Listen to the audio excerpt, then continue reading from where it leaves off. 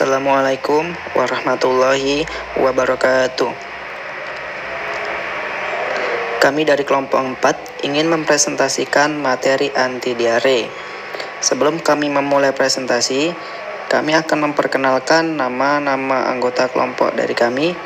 Saya Septo Haryono sebagai moderator, Messi Meidasari, Nanda Pramita, Dinda Pristika Aulia, Ika Wahyu Oktaviani, dan Asyifatul Fitri sebagai presentator.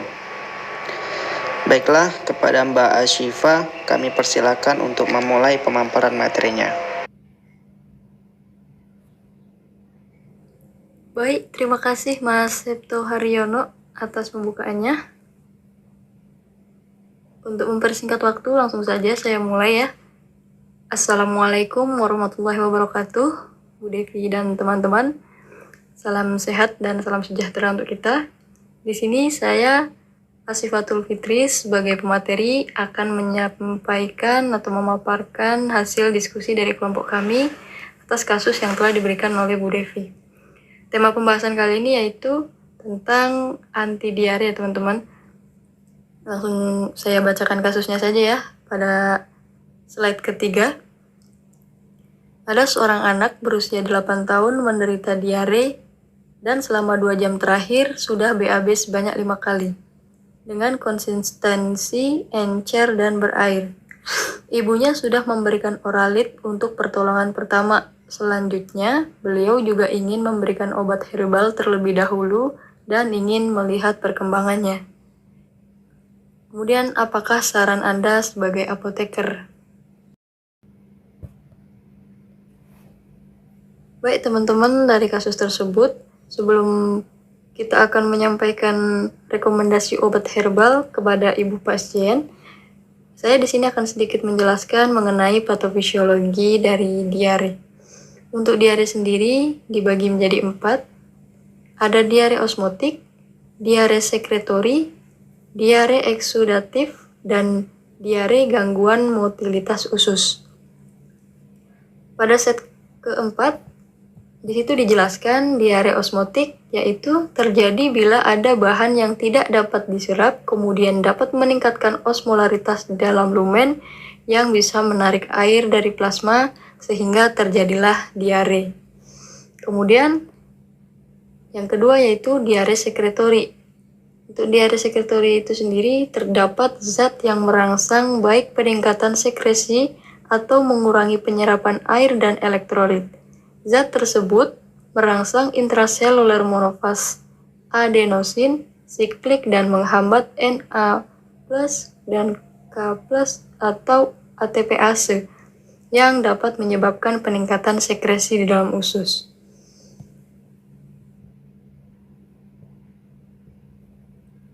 Berikutnya ada diare eksudatif.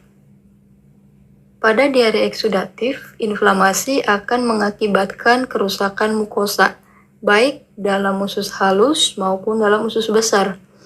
Inflamasi dan eksudatif dapat terjadi akibat infeksi bakteri atau bersifat non-bakteri atau non-infeksi seperti gluten sensitive enteropati, inflammatory bowel disease atau akibat dari radiasi. Kemudian ada yang terakhir yaitu diare gangguan motilitas usus. Diare gangguan motilitas usus dapat mengakibatkan waktu transit usus menjadi lebih cepat. Hal ini terjadi pada keadaan tirotoksikosis, sindroma usus irritable atau pada kasus diabetes mellitus. Nah, dari hasil diskusi kelompok kami akan menyarankan sediaan sirup jamu CDI kepada ibu pasien. Alasan utama kami memberikan rekomendasi ini yaitu karena sediaan sirup sangat cocok digunakan oleh pasien berusia 8 tahun. Dan komposisi dari sirup CDI yaitu ekstrak daun jambu biji. Daun jambu biji juga tersedia sangat melimpah ya di Indonesia ini, atau ketersediaan alamnya akan stabil. Untuk aktivitas anti diare pada daun jambu biji atau Psidium guajavae terdapat pada kandungan metabolit sekundernya yang terdiri dari flavonoid, tanin, dan alkaloid. Untuk aturan pakai sirup CDI ini bisa digunakan 3 kali sehari 1-2 sendok takar atau 5-10 ml. Sirup CDI ini telah terdaftar pada Balai POM dengan legalitas POM HT 1426000421. Untuk sirup CDI ini diproduksi oleh PT Dexamedica ya teman-teman.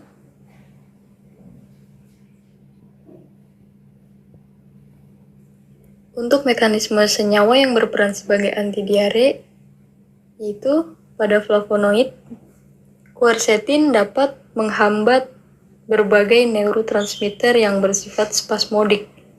Asetilkolin merupakan salah satu neurotransmitter spasmogenik usus yang dapat meningkat akibat adanya iritasi dari bakteri Staphylococcus aureus, E. coli, Salmonella enteritidis, Vibrio cholera di usus.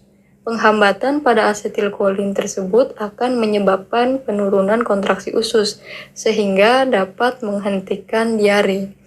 Diharapkan dapat menghentikan diare karena dari penurunan kontraksi usus. Kemudian untuk tanin di sini berperan sebagai anti diare, mempunyai sifat sebagai pengelat berefek spasmolitik yang akan mengkerutkan usus sehingga gerak peristaltik usus akan berkurang. Berikutnya yaitu alkaloid.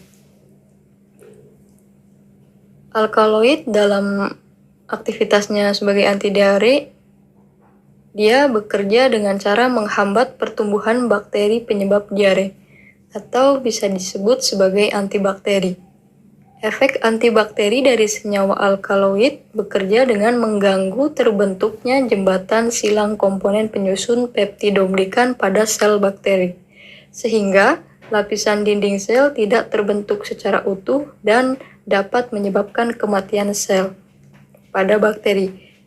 Jadi diharapkan ketika bakterinya tidak bisa berkembang biak atau terjadi kematian pada bakteri, diare akan dapat dihentikan atau disembuhkan.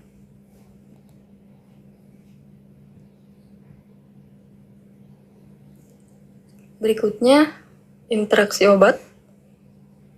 Secara teoritis, sediaan ekstrak daun jambu biji dapat meningkatkan potensi obat-obatan kolesterol, depresi, diabetes, gangguan tidur, dan diare.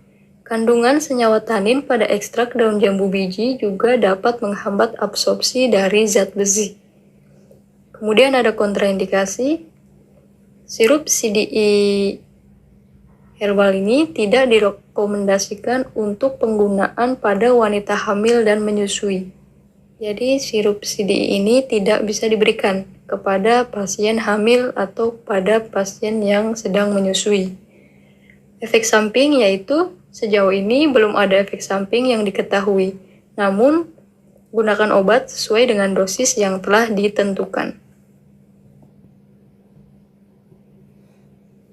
Berikutnya yaitu uji toksisitas.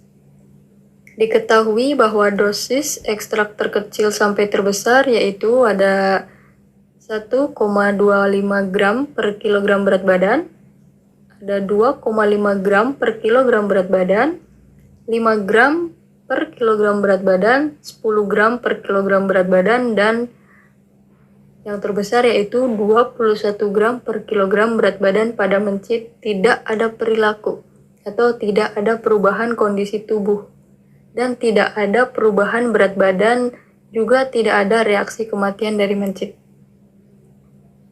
Kemudian untuk perhitungan dosis sudah kita tampilkan pada slide ke-9, bisa teman-teman perhatikan sendiri. Di situ ada perhitungan konversi dosis dari mencit ke manusia. Kemudian didapatlah dosis sediaan 250 mg dalam setiap 5 ml sirup.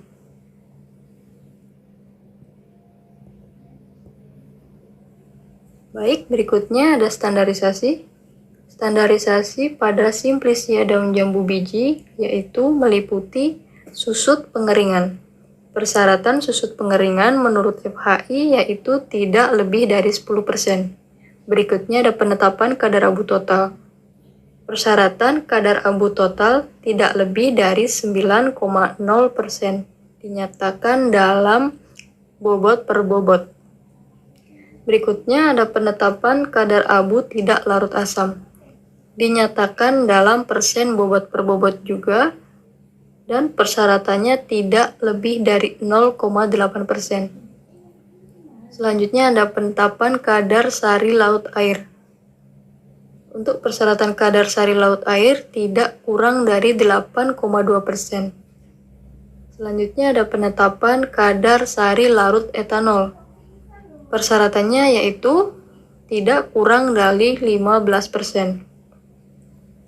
Berikutnya, penetapan kadar flavonoid total.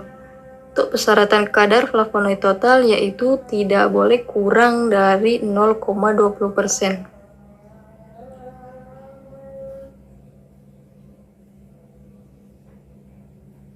Berikutnya ada perhitungan rendemen.